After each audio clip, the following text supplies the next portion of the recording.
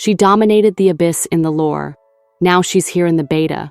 But does Skirk actually live up to the hype? Or is she just another overly complex cryo carry? Let's break down the truth. Numbers, teams, and everything in between. Is Skirk the new queen of cryo? Can she dethrone Mavuika? And why does one 4-star character completely decide her fate? I've got the answers, after some serious beta testing. All this info is posted by Watson Leaks. So big thanks to them. Now let's start the review. Overall, the testing experience for Skirk in this beta has been quite satisfying. Of course, that doesn't mean there were no issues at all. But the problems that did arise were reasonable and, considering Skirk's overall performance, seem relatively minor and easy to overlook. What we all expected from Skirk, myself included, was formidable power, the kind of raw strength we witnessed in the story, effortlessly subduing enemies as if they were mere trifles.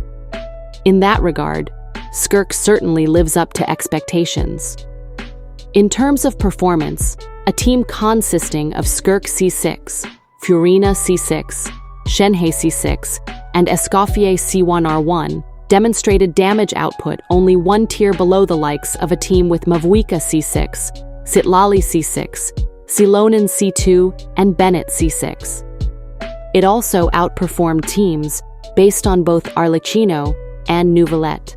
In fact, because Mavuika's team faces some issues due to Bennett's limited skill range, that alone earns Skirk team 1 point. At C0, Skirk falls short of Mavuika in strength, but still stands on par with or slightly stronger than characters such as Arlecchino and Neuvillette. Releasing a character that could outright surpass Mavuika in 5.x would inevitably lead to significant issues. Therefore, I believe Skirk's placement, kind like Harbinger's tier character debut in 5.4x, is appropriately calibrated. A significant drawback of Skirk's performance is that, on her own, she is nearly ineffective. While this is a common flaw shared by many hyper-carry characters, it's particularly severe in Skirk's case.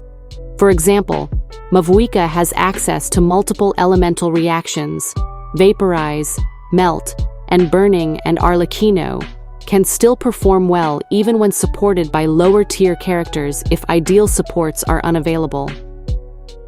But Skirk has freeze. Without key characters such as Escoffier or Shenhe, her performance declines significantly.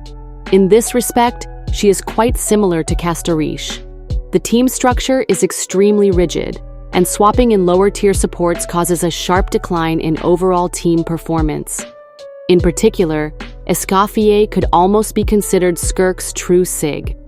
If you're planning to pull for Skirk, you must acquire Escoffier.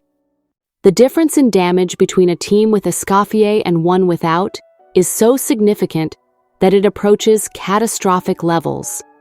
I don't think the developers have any intention of decoupling Skirk's performance from Escoffier's support. If they did, there wouldn't be no reason to have created or sold Escoffier in the first place. So it's likely something we'll just have to accept. If you have Escoffier, team building becomes much more flexible.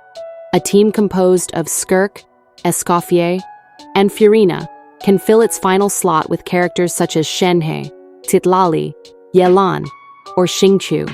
Citlali is also good used in Mavuika teams, but she can perform just as well in a Skirk team. She is capable of transferring both the Cinder City effect and the Dragon Slayer buff to Skirk.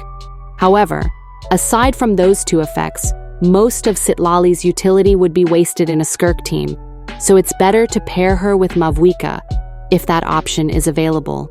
Meanwhile, Yelan helps to fill in the gaps in Skirk's DPS rotation. Even though Skirk is already an exceptionally powerful character, her long skill cooldowns mean she has significant downtime. If you focus primarily on her Elemental Burst playstyle, you will experience a gap of around 9 seconds with no meaningful contribution.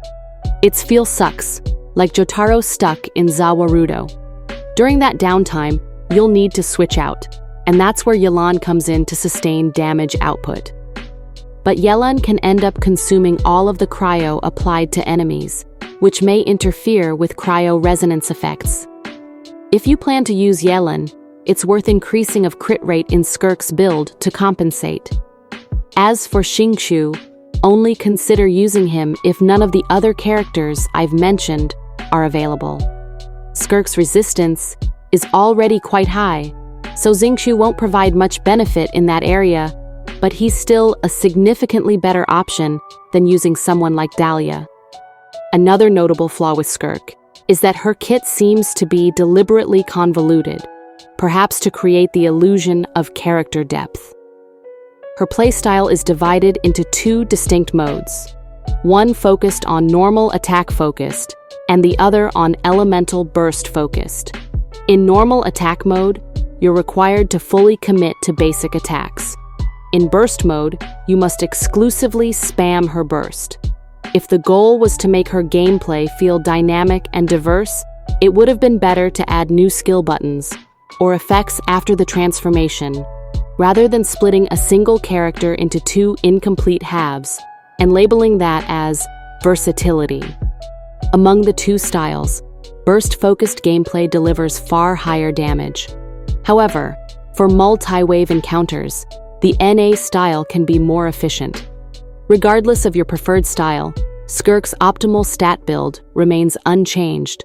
Focus on attack, crit rate, crit damage, and cryo damage. In fact, artifact optimization for Skirk is relatively straightforward, at least up to a certain level. The useful stats are attack, crit rate, crit damage, and cryo damage bonus. Interestingly, if you opt for an attack focused, you can even skip the cryo goblet, as the difference in output is minimal. But the setting up proper artifact builds for her supports is far more demanding. For Escoffier and Shenhe, I don't use Favonius, so I require energy recharge values of around 190-200, which is quite high. In conclusion, despite its flaws and structural quirks, there's no denying that Skirk is a highly capable and powerful character. Cryo, which had fallen out of the meta spotlight for some time, has now climbed back near the top, just below Mavuika thanks solely to the addition of Skirk and Escoffier. I can't say for certain how Skirk will be adjusted in the future, but in her current state, she is quite strong. If she does nerf, I'd accept that. Keep in mind, Skirk not only requires heavy investment in herself, but also in the entire team. So that's everything from my Skirk beta testing. She's powerful, but only if you build the right team around her. Planning to pull? Already building her? Let me know in the comments. And if this helped you out, don't forget to like, subscribe, and hit the bell so you don't miss more Genshin reviews and updates. See you in the next one, travelers.